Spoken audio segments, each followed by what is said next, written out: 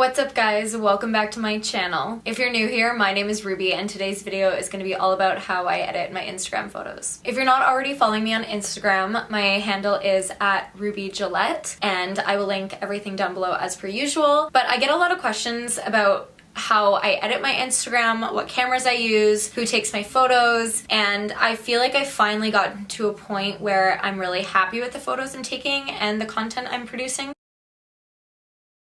Lincoln, who's my boyfriend, used to take my photos, but he really hates it. Like, he'll do it if I really need it, but generally I don't ask him anymore. He's really good at it, but I could just tell that it's not his thing, which is totally fair. So I usually team up with either my friend Ashley Ross, who is an actor and an amazing photographer. If you need headshots or want to get some boudoir photos done, that's her specialty, but she also takes really good street style photography. So whenever I have a paid collaboration or a campaign with something that I really want the photos to be high quality so that brands can repost them, I usually shoot with Ashley. I'm not sure what she shoots on, but it's like, it's a really nice camera and her lens is like this long. I take full advantage of that when I can, but she does have a business to run, so I don't shoot every day with her. But on a daily basis, I either shoot with a bunch of my girlfriends who are bloggers, or I'll reach out to girls that I know on Instagram and I'll see if they want to shoot, because the best photographers are other influencers. I find they know exactly the good locations, how to get the shot, what angles to use.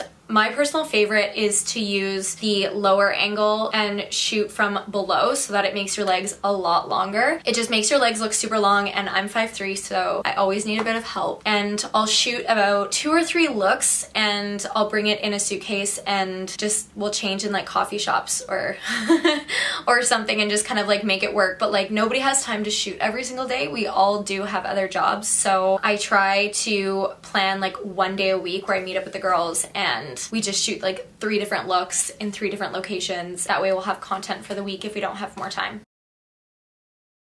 What I mainly shoot on is my iPhone 8 Plus. Recently, I have been shooting with my Canon G7X. It is my vlogging camera and it's super lightweight. It takes amazing photos. A lot of influencers use it to vlog as well. You do have to play around with like the white balance, but it's super clear, and every time I take photos with these, they always look really high quality and brands tend to repost them, which is how I've been getting a lot of followers.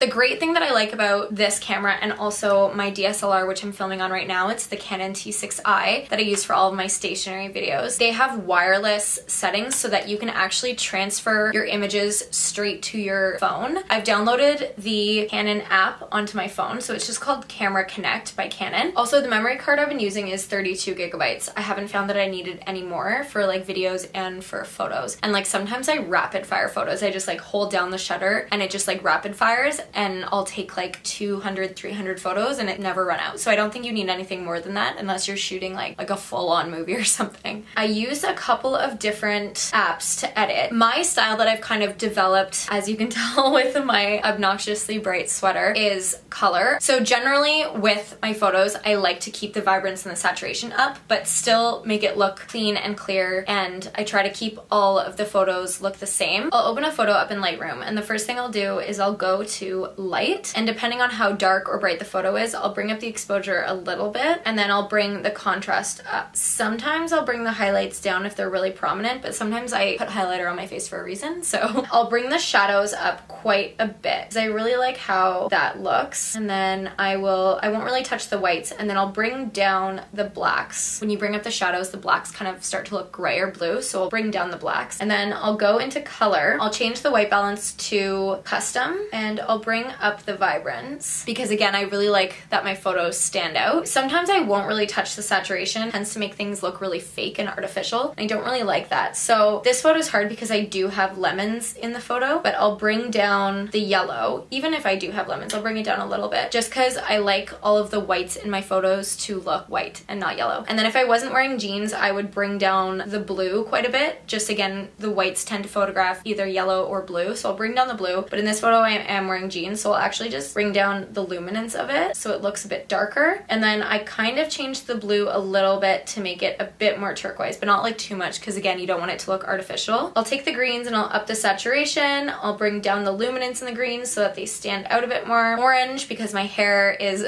red or orange, I'll up the saturation a tiny bit and then bring down the luminance a little bit, and that also tends to make you look a bit more tanned when you bring down the luminance. Sometimes with the reds, depending on what I'm wearing, I'll either make it a bit more orangey or a bit more pink. This one I kind of want it to look a bit more orange, and then I'll bring down the luminance and up the saturation as well. I don't really have any purples or pinks in it, but again, I'll just up the saturation, bring down the luminance so that they stand out a bit more. And then I'll go into detail and up the sharpening about 20 points, and I'll go into effects and up the clarity probably about 10 points. I'll just export that, so I'll save it to camera roll. I will go into airbrush. The only thing I really like to use airbrush for is the stretch tool, so that's on the very far end. Bring it down from my waist down, and then I'll open it up with Facetune, and pretty much I just go in and I'll correct anything. So I'll take the smoothing tool just because I do have some texture on my face. I tried not to make it look too unrealistic though, but I'll like take those bags right out and smooth out any pimples. And then I like to also use the details one, and I'll go in and usually do my upper lash line, and then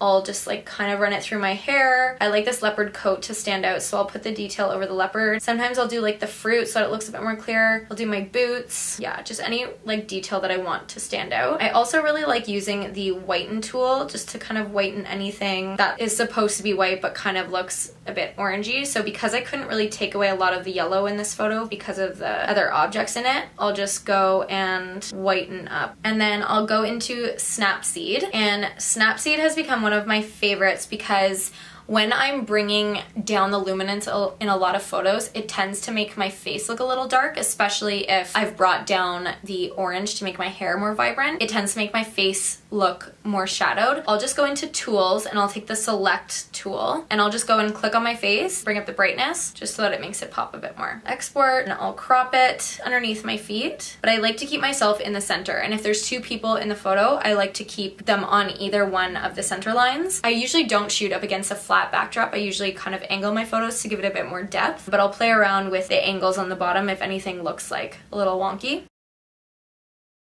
There are a lot of tools that you can use. I personally just have been using Mosaic forever, but it's basically a planner for your Instagram feed. So before you just start throwing photos onto your Instagram, if you want it to look a bit more calculated so that you can see kind of like what flows, and sometimes I'll just, if I have a couple photos, I'll be like, okay, which one will go next, and then which one looks better after that, and all that stuff. And yeah, that is pretty much it for how I edit my Instagram photos. I hope you guys liked this video. If you have any other questions or I didn't touch on something, please don't hesitate to leave a comment down below.